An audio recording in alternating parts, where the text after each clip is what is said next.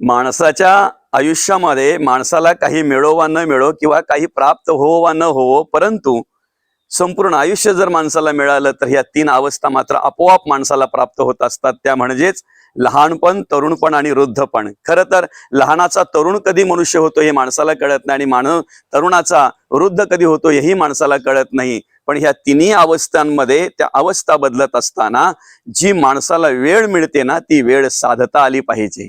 या अवस्थांमध्ये मिळालेली वेळ माणसाला वेळीच साधता आली ना, की मग पश्चाताप करायची वेळ येत नाही. खऱ्या अर्थानं वेळ साधता आली पाहिजे, वेळ जाणता आली पाहिजे.